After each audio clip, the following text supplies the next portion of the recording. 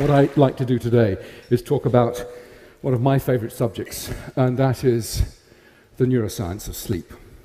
Now, there is a sound.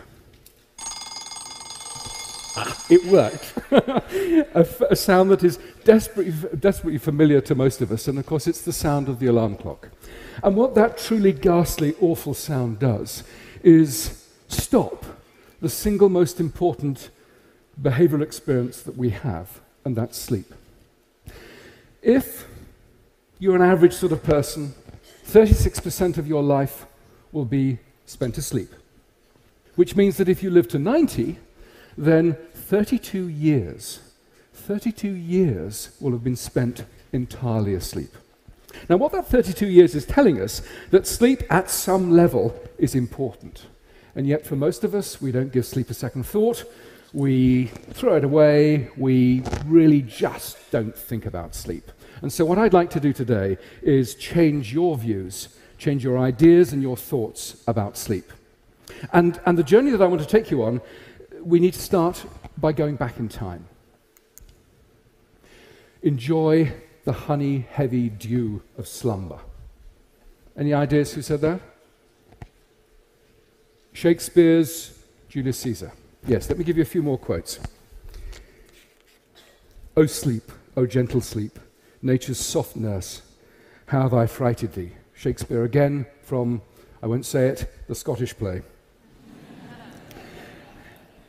From the same time, sleep is the golden chain that ties health and our bodies together. Extremely prophetic, by Thomas Dekker, another Elizabethan dramatist.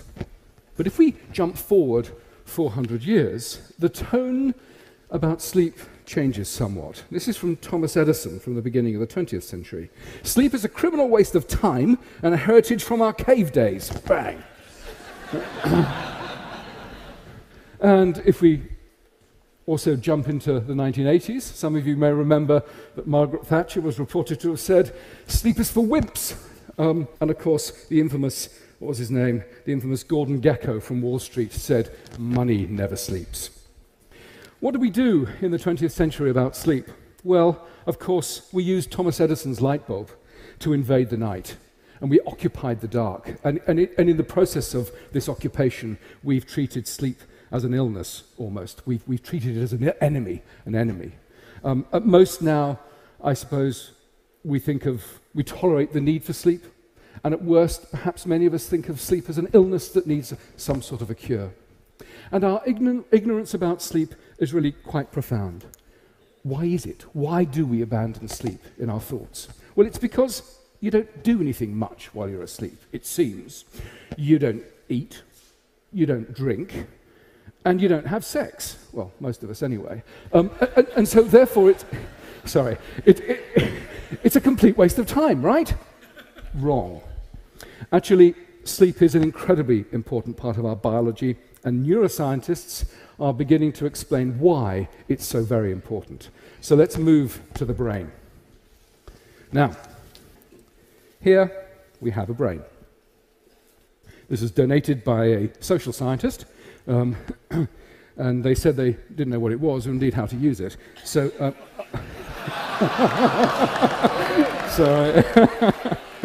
so I borrowed it. I don't think they noticed. Okay. The point I'm trying to make is that when you're asleep, this thing doesn't shut down. In fact, some areas of the brain are actually more active during the sleep state than during the wake state. The other thing that's really important about sleep is that it doesn't arise from a single structure within the brain, but is to some extent a network property. And if we flip the brain on its back, I love this little bit of spinal cord here, this bit here is the hypothalamus. And right under there is a whole raft of interesting structures, not least the biological clock. The biological clock tells us when it's good to be up, when it's good to be asleep. And what that structure does is interact with a whole raft of other areas within the hypothalamus, the lateral hypothalamus, the ventrolateral preoptic nuclei. All of those combine, and they send projections down to the brainstem here. The brainstem then projects forward and bathes the cortex, this wonderfully wrinkly bit over here, with neurotransmitters that keep us awake and essentially provide us with our consciousness. So sleep arises from a whole raft of different interactions within the brain. And essentially, sleep is turned on and off as a result of a range of interactions in here. Okay, so where have we got to? We've said that sleep is complicated, and it takes 32 years of our life. But what I haven't explained is what sleep is about. So why do we sleep? And it won't surprise any of you that, of course, as scientists, we don't have a consensus. There are dozens of different ideas about why we sleep. And I'm going to outline 3 of those.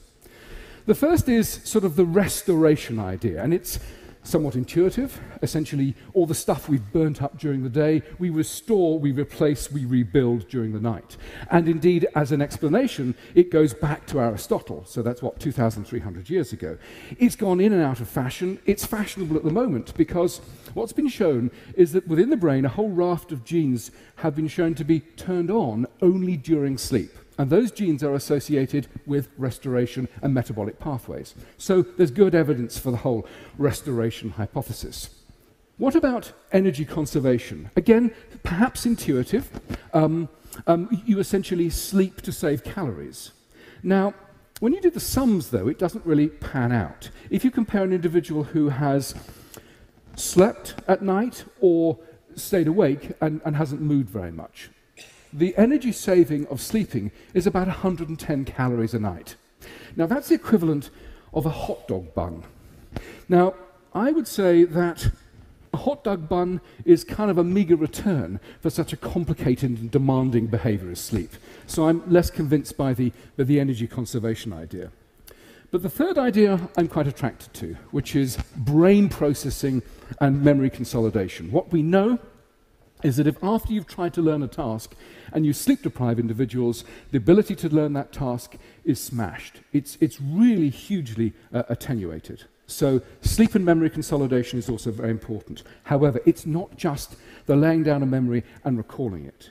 What's turned out to be really exciting is that our ability to come up with novel solutions to complex problems is hugely enhanced by a night of sleep. In fact, it's been estimated to give us a 3-fold advantage. Sleeping at night enhances our creativity. And what seems to be going on is that in the brain, those neural connections that are important, those synaptic connections that are important, are linked and strengthened, while those that are less important tend to sort of fade away and be less important.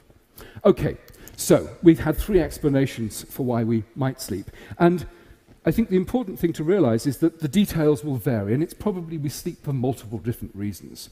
But sleep is not an indulgence. It's not some sort of thing that we can take on board rather casually.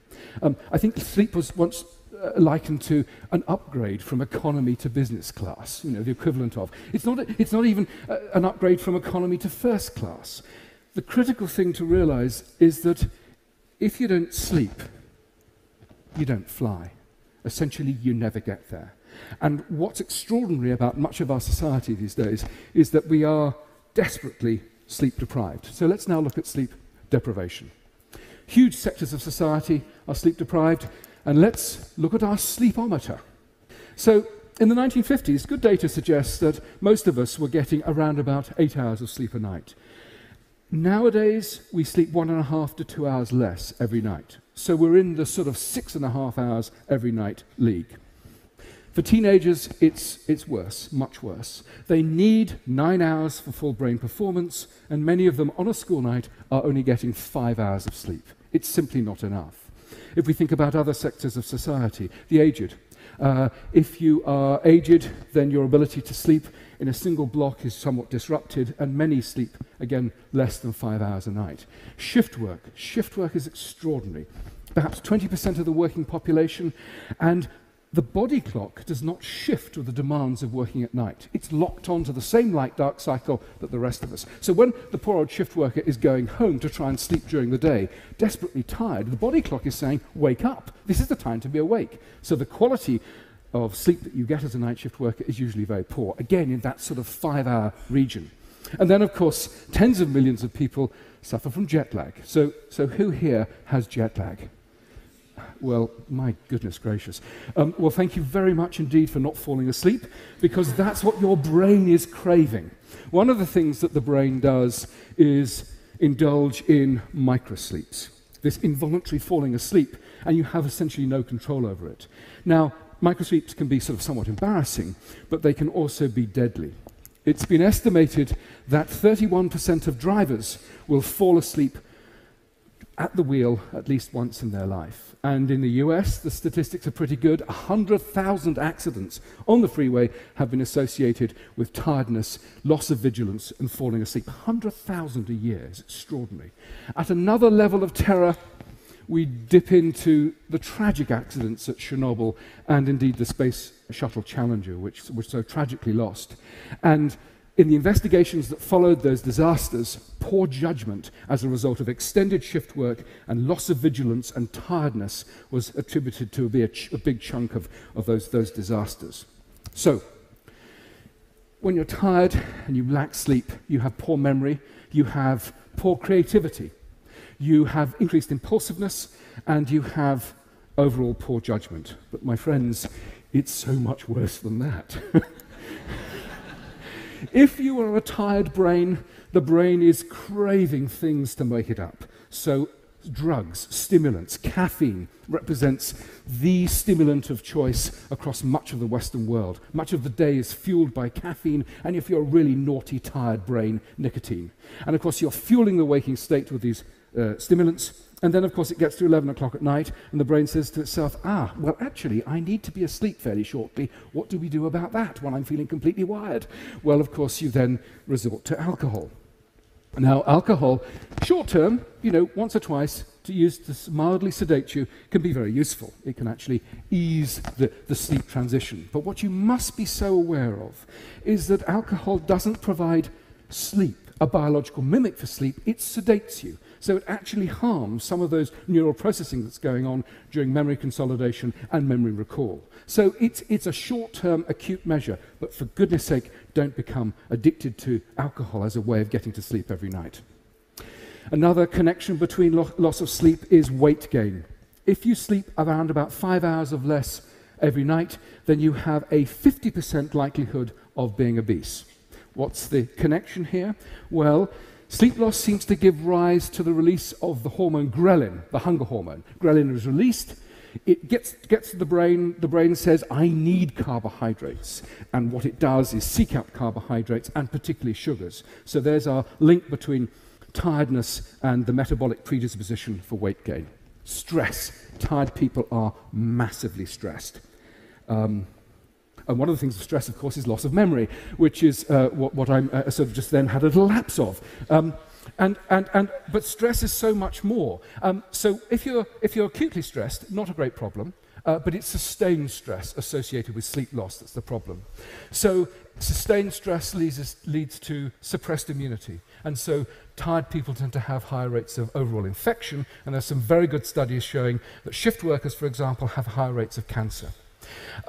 Increased levels of stress throw glucose into the circulation. Glucose becomes a dominant part of the vasculature and essentially become glucose intolerant, therefore diabetes too. Stress increases cardiovascular disease as a result of raising blood pressure. So there's a whole raft of things associated with sleep loss that are more than just a mildly impaired brain, which is where I think most people think that sleep loss resides. So at this point in the talk, this is a nice time to think, well, do you think on the whole I'm getting enough sleep? So quick show of hands. Who feels that they're getting enough sleep here? Oh, well, that's pretty impressive. Good, we'll talk more about that later, about what your tips. So most of us, of course, ask the question, well, how do I know whether I'm getting enough sleep? Well, it's not rocket science. If you need an alarm clock to get you out of bed in the morning, if you are taking a long time to get up, if you need lots of stimulants, if you're grumpy, if you're irritable, if you're told by your work colleagues that you're looking tired and irritable, chances are you are sleep deprived. Listen to them. Listen to yourself. What do you do? Well, and this is slightly offensive, sleep for dummies. Make your bedroom a haven for sleep. The first critical thing is make it as dark as you possibly can, and also make it slightly cool. Very important. Actually, reduce your amount of light exposure at least half an hour before you go to bed. Light increases levels of alertness and will delay sleep. What's the last thing that most of us do before we go to bed? We stand in a massively lit bathroom with looking into the mirror, cleaning our teeth. It's the worst thing we could possibly do before we went to sleep. Turn off those mobile phones, turn off those computers, turn off all of those things that are also going to excite the brain. Try not to drink caffeine too late in the day. Ideally, not after lunch. Now, we said about reducing light exposure before you go to bed, but light exposure in the morning is very good at setting the biological clock to the light-dark cycle, so seek out morning light. Basically, listen to yourself. Wind down. Do those sorts of things that you know are going to ease you off into the honey-heavy dew of slumber. Okay, that's some facts. What about some myths? Teenagers are lazy. No. Poor things. They have a biological predisposition to go to bed late and get up late, so give them a break. We need 8 hours of sleep a night. That's an average. Some people need more, some people need less. And what you need to do is listen to your body. Do you need that much or do you need more? That's simple as that. Old people need less sleep. Not true. The sleep demands of the aged do not go down. Essentially, sleep fragments and becomes less robust, but sleep requirements do not go down.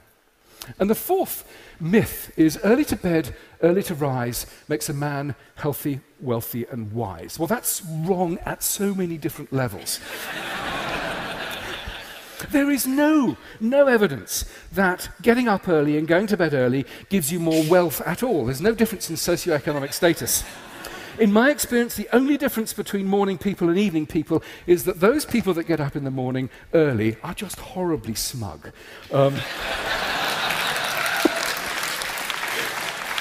Okay, so for the last few minutes, what I want to do is change gears and talk about some really new and breaking areas of neuroscience, which is the association between mental health, mental illness, and sleep disruption. We've known for 130 years that in severe mental illness, there is always sleep disruption.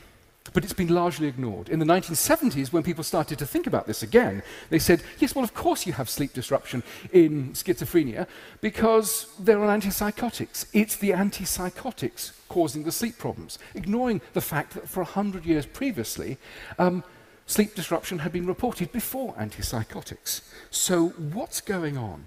Lots of groups, several groups, are studying conditions like depression, schizophrenia, and bipolar, and what's going on in terms of sleep disruption.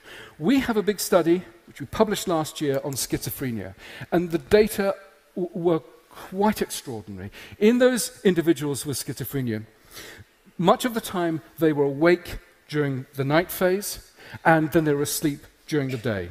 Other groups showed no 24-hour patterns whatsoever. Their sleep was absolutely smashed, and some had no ability to regulate their sleep by the light-dark cycle. They were getting up later and later and later and later each night. It was smashed. So what's going on? And the really exciting news is that mental illness and sleep are not simply associated, but they are physically linked within the brain. The neural networks that predispose you to normal sleep give you normal sleep, and those that give you normal mental health are overlapping. And what's the evidence for that? Well, genes that have been shown to be very important in the generation of normal sleep, when mutated, when changed, also predispose individuals to mental health problems. And last year, we published a study which showed that a gene that's been linked to schizophrenia, which when mutated also smashes the sleep. So we have evidence of a genuine mechanistic overlap between these two important systems. Other work flowed from these studies. The first was that sleep disruption actually precedes certain types of mental illness. And we've shown that in those young individuals who are at high risk of developing bipolar disorder, they already have a sleep abnormality prior to any clinical diagnosis of bipolar. The other bit of data was that sleep disruption may actually exacerbate, make worse the mental illness state. My colleague Dan Freeman has used a range of agents which have stabilized sleep and reduced levels of paranoia in those individuals by 50%. So, what have we got? We've got, in these connections, some really exciting things. in terms of the neuroscience, by understanding the neuroscience of these two systems, we're really beginning to understand how both sleep and mental illness are generated and regulated within the brain. The second area is that if we can use sleep and sleep disruption as an early warning signal, then we have the chance of going in. If we know that these individuals are vulnerable, early intervention then becomes possible. And the third, which I think is the most exciting, is that we can think of the sleep centers within the brain as a new therapeutic target. Stabilize sleep in those individuals who are vulnerable. We can certainly make them healthier, but also alleviate some of the appalling symptoms of mental illness. So let me just finish. What I started by saying is, take sleep seriously.